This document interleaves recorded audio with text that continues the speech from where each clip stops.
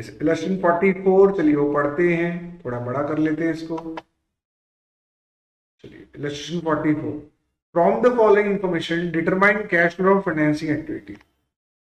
Correct. Equity capital 5 lakh and 4 lakh, long term borrowings 1 lakh and 1 lakh, short term borrowings 50,000, security premium 50,000 for 40,000, bank overdraft 2 lakh and 1,80,000। तो यहाँ 2 लाख, तो ये 22 है और 23 है, तो मैं यहां से यहां जाऊं। चलिए बात करते हैं। तो आपने 1 लाख रुपए कैपिटल इश्यू किया है, तो इसका मतलब क्या होगा, आपने कैपिटल इश्यू किया है तो पैसा आएगा, बिकॉज लायबिलिटी बढ़ेगी तो पैसा आएगा। तो एंट्री क्या होगी, bank account debit to equity capital. तो यहाँ पे कैश आई, बिकॉज लायबिलिटी बढ़ेगी तो कैश भी बढ़ेगी 1 लाख की। फिर यहाँ तो लॉन्ग टर्म बोरिंग में तो कोई चेंज नहीं हुआ। हाँ 50,000 की शॉर्ट टर्म बोरिंग है, अब वो नहीं थी, मतलब आपने वो चुका दी होगी, तो चुका दी तो कैश गया होगा, तो ये माइनस में जाएगा short term borrowings, redemption of 10% debentures. Next आ जाओ।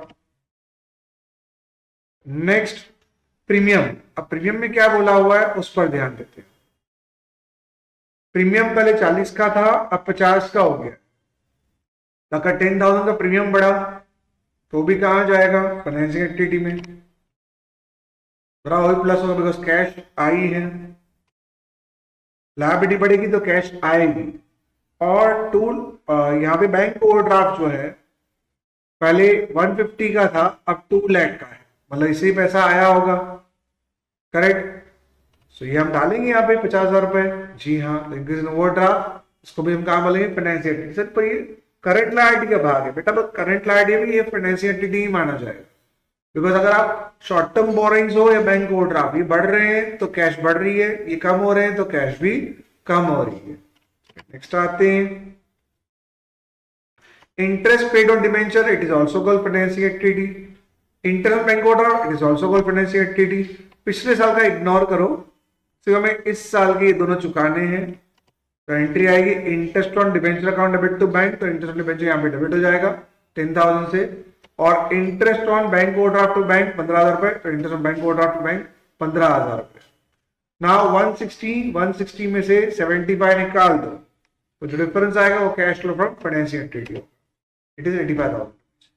तो 1,60,000 माइनस 75,000, तो डिफरेंस आएगा 80,000 रुपीज। चलिए आगे बढ़ते हैं, आगे बढ़ते हैं। ओके, इलस्ट्रेशन 45 देखते हैं।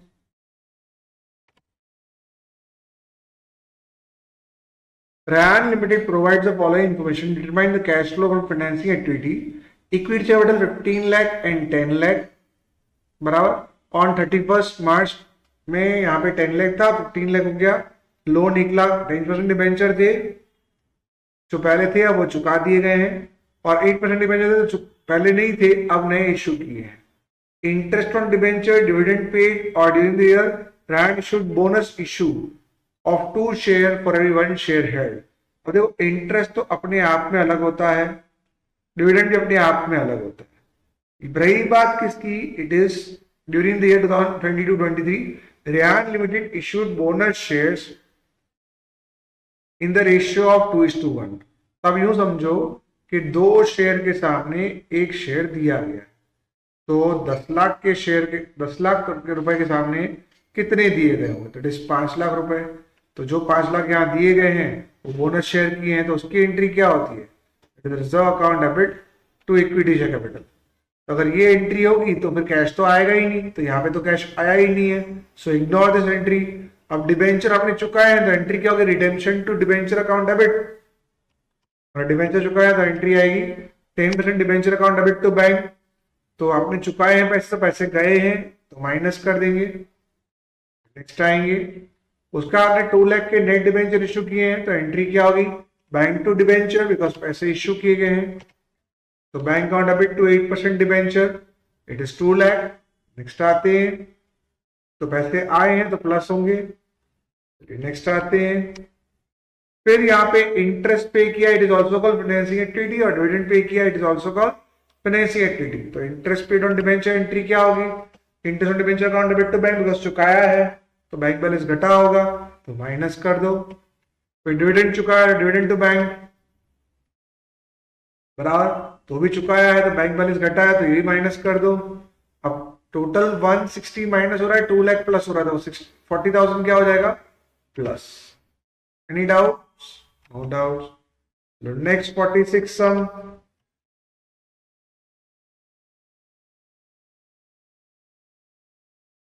Following information is taken in the balance sheet on 31st March 2023 of the following. So equity share capital कितने का है 9 लाख, पहले 7 लाख का है अब 9 लाख का है, 5 लाख फिर 3 लाख, 1 लाख और 1,40,000, 3 लाख और 4 lakh. Now entering dividend on equity shares at the end of the current year was 15%. Dividend preference shares was paid. Preference shares were redeemed at a premium of 5% or new shares and debenture are issued on a last date of current year. ठीक है। So determine cash flow from financing activity अभी देख लेते हैं। तो इसमें जो entering dividend है वो ऑटोमेटिकली एक अलग एडजस्टमेंट है, फिर डिविडेंड ऑन प्रेफरेंस शेयर्स वो भी अलग एडजस्टमेंट है, तो प्रेफरेंस शेयर्स और रिडीम वो आपको देखना पड़ेगा, new share issued at the last date of the year, मतलब उस पर आपको इंटरेस्ट नहीं गिनना। अगर बोला हो तो बिगिनिंग ऑफ द ईयर बोला है तो आपको इंटरेस्ट गिनना पड़ता उस पर। Got it? चलिए आगे बढ़ते हैं। तो चलिए आपने क्या किया, यहाँ पे इक्विटी की बात करते हैं। 7 लाख की थी अब 9 लाख की हो गई तो 2 लाख बढ़े तो एंट्री क्या होगी bank account debit to equity capital,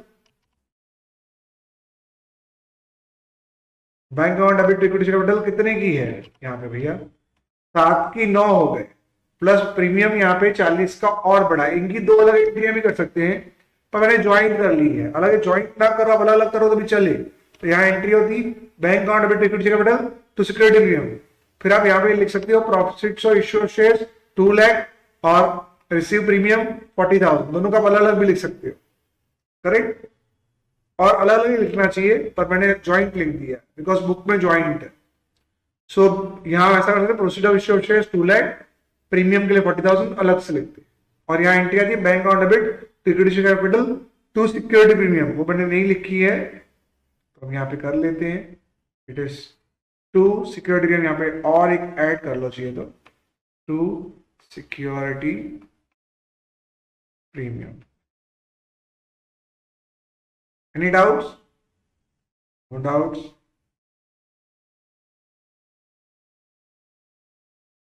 next आते हैं दूसरा पॉइंट। प्रीमियम भी हमने कवर कर लिया इन दोनों का। प्रेफरेंस 5 का था अब 3 का हो गया, तो आपने क्या किया होगा 5 लाख थे अब 2 लाख रुपए चुका दिए होंगे तो एंट्री क्या आएगी preference share capital account debit to bank, 11% नहीं बल्कि 12% है, 12% preference share account debit to bank, 12% preference share account debit to bank, तो ये आपका आ गया। It was 2,10,000, why it is called 2,10,000, तो बेटा यहाँ पे लिखा हुआ है preference share redeem at 5% premium, तो 2 लाख रिडीम किए हैं, 2 लाख पे 5% 10,000 रुपीज, तो हमने किया है preference share capital account debit to bank, that is 2,10,000, तो 2,10,000 यहाँ पे लिख देंगे। It is also 11% preference share, तो यहाँ पे 12% क्यों लिखा है, तो भैया यहाँ भी 12% ही आएगा, तो 12% प्रेफरेंस शेयर्स। चलिए नेक्स्ट आते हैं।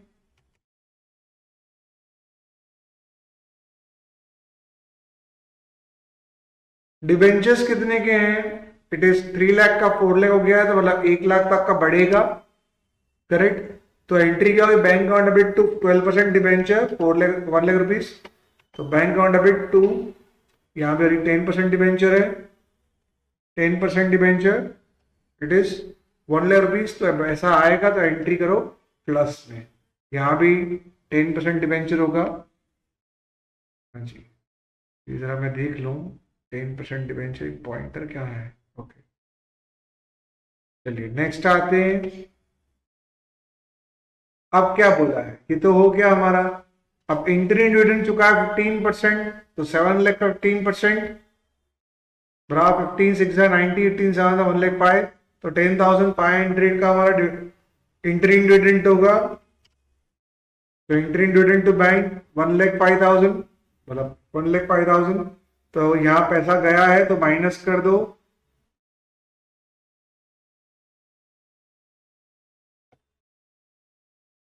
नेक्स्ट आते हैं dividend on preference shares of paid, तो प्रेफरेंस शेयर्स को चुका दो।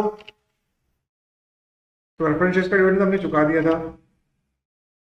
फिर डिफरेंस कितना है 5 लाख रुपीज, तो 5 लाख का 12%, 12 बाय 60, तो 60,000 हम चुकाएंगे। Preference shares preference dividend account debit to bank, तो preference shares account debit to bank, तो बैंक क्रेडिट हुआ तो ये भी माइनस ही होगा। Next new share in debentures are issued on last date of current year, तो जो भी नए शेयर इशू किए वो लास्ट डेट को किए हैं, तो वहां में कुछ करना नहीं है। तो यहाँ पे हम इनको प्लस माइनस कर दें तो 2,40,000, 3,40,000, 3,40,000 से 3,05,000 और 365, 375, तो 375 और 340 यानी 35,000 मिलेंगे अपने को। ये क्या है 36,000। और इंटरेस्ट पेड ऑन डिबेंचर क्या बोला है क्या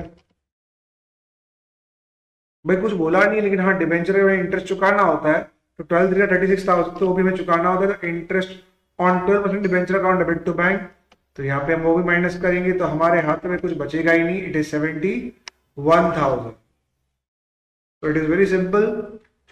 अगर मान लो 240 एंड 340 में से 2,10,000, 3,15,000, 3,75,000 और 4 लाख समथिंग माइनस करेंगे,